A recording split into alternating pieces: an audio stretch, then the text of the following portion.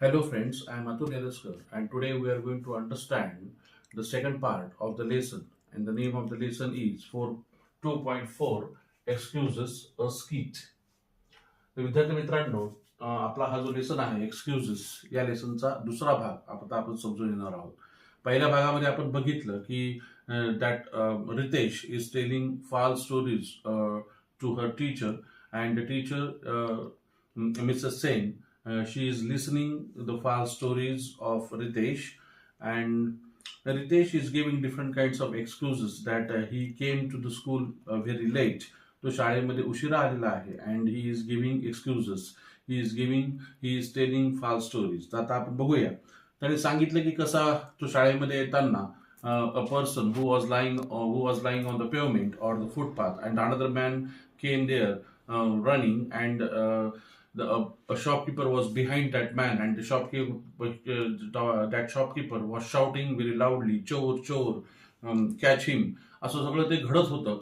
आणि त्यावेळेलाच मॅम असं म्हणतात की amazing, quite a handful for you you deal to deal with and all at once, what did you do then.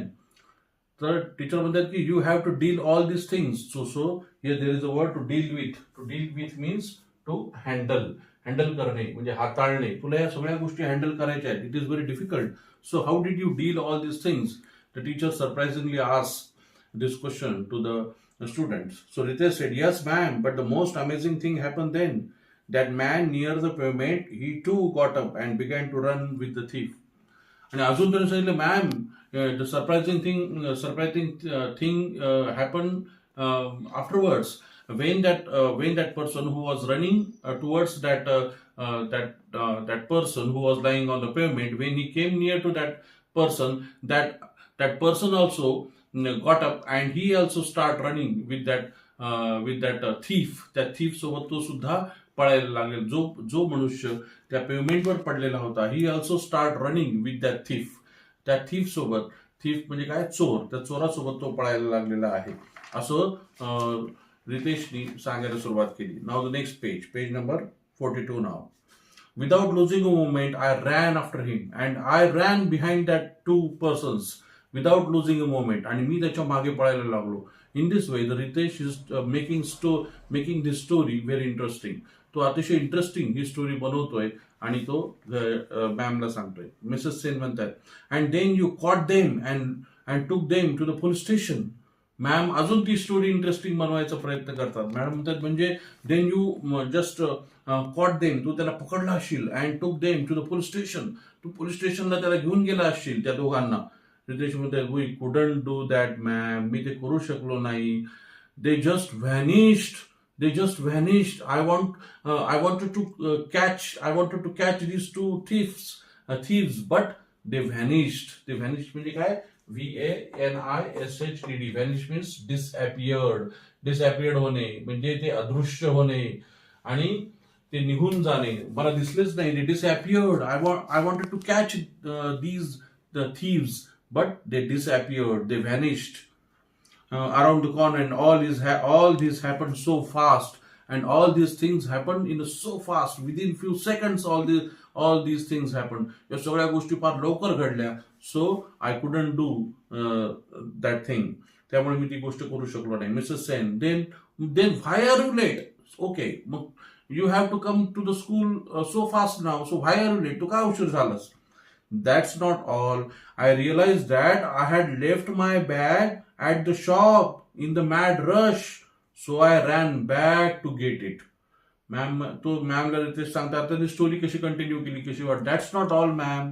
तो म्हणतो नाही, एवढंच नाही ma'am. I realise that I forgot my bag, school bag.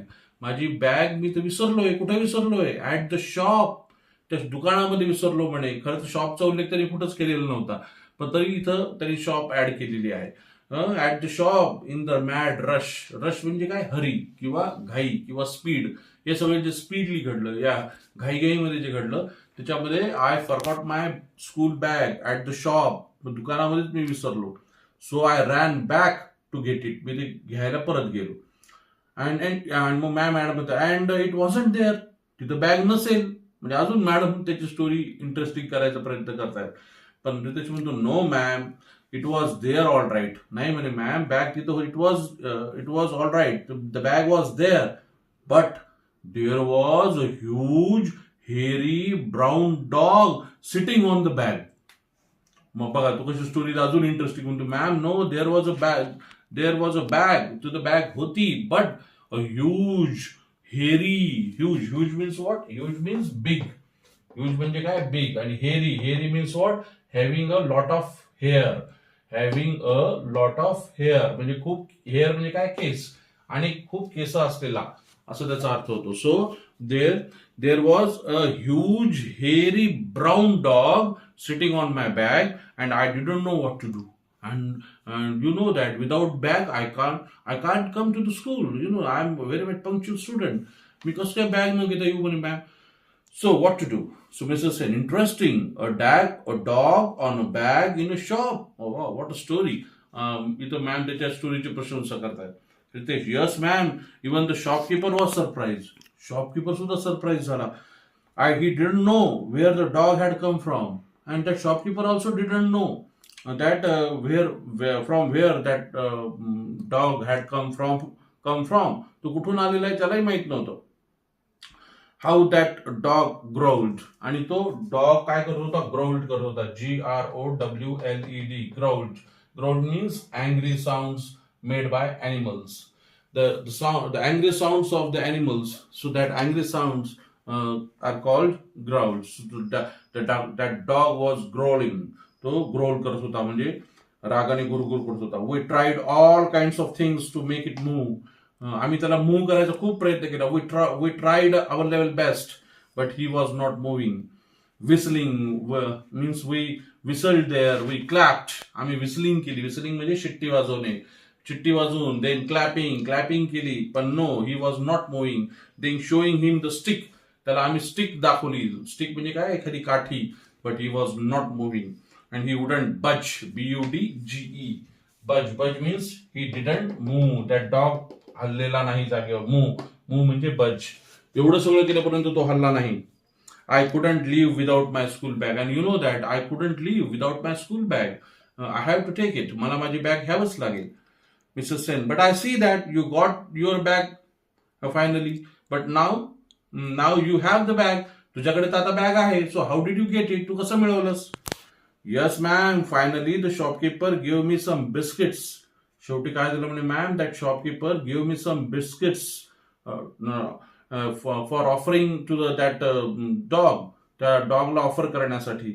I offered the biscuits to the dog. मग मी ते biscuit offer केले. I offered that biscuit to the dog and lured him away from the bag. Lured, LURED. Lured means attracted to do something. एखाद्या गोष्टीकडे attract करणे, आकर्षित करणे. So lured. त्यांनी काय केलं असेल की he threw that biscuits away from that bag and for then that dog moved for taking that biscuits and then he got his bag. त्यांनी काय केलं असेल, ते बिस्किट्स थोडंसं दूरवर फेकले असतील. कुत्रा ते बिस्किट घेण्यासाठी उठला फ्रॉम दॅट बॅगवरून and he just got his bag. त्याने त्याची बॅग घेतली असणार. इन दिस वे लर्ड म्हणजे काय करणे, लालूच देणे असं त्याचा अर्थ होतो इथं. तर त्यांनी त्या बिस्किटची लालूच दिली. So and learn him away from the bag. Mrs Sen, okay, so let's say that accounts for 15 minutes. Accounts for म्हणजे काय? Accounts for means reports that what happen. Reports म्हणजे पूर्ण त्याचा अहवाल, पूर्ण गोष्ट. तर अशा पद्धतीने you have come to school and now you have done your story now here. तुझी स्टोरी इथं संपलेली आहे असं मला समजायला हरकत नाही. So let's say that accounts for.